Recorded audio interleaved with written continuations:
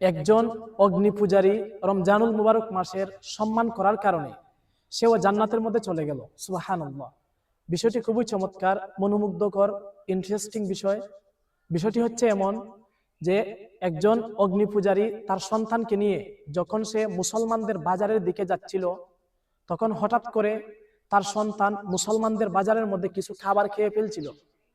কিছু খাবার পেয়ে খেলা দেখতে, অর্থাৎ অগ্নি পূজারী যখন দেখতেছে তার সন্তান খাবার খাইতেছে মুসলমানদের বাজারের মধ্যে, তখন সাথে সাথেই অগ্নি পূজারী তার সন্তানকে গালের মধ্যে একটি থাপ্পড় মেরে বলতেছে যে, হেই, তোমার কি লজ্জা নেই? মুসলমানদের বাজারের মধ্যে রমজানুল মুবারক মাসে তুমি খাবার খাচ্ছ, তোমার কি লজ্জা হয় না? তখন ওই সন্তান তার বাবাকে বলতেছে, বাবা আপনিও তো খাবার খান। তখন বাবা বলতেছেন, আসলে আমি খাবার খাই, কিন্তু রমজানুল মুবারক মাসে মুসলমানদের সামনে খাই না, মুসলমানদের আপরকে খাই।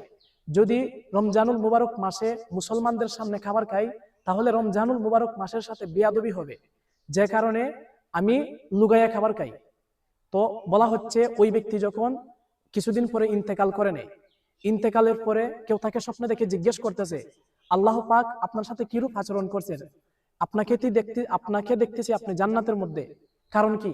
তখন ওই ব্যক্তি বলতেছে যে বিষয় হচ্ছে এমন, আমি মুসলমানদের রমজানুল মুবারক মাসকে সম্মান করার কারণে আল্লাহ পাক আমাকে সাকরাতের পূর্বে আমাকে ইমানের নিয়ামত দ্বারা ধন্য করছেন, আর আমাকে ইমানের নিয়ামত দ্বারা ধন্য করার কারণে আমি জান্নাতের মধ্যে আসছি। সুবহানাল্লাহ।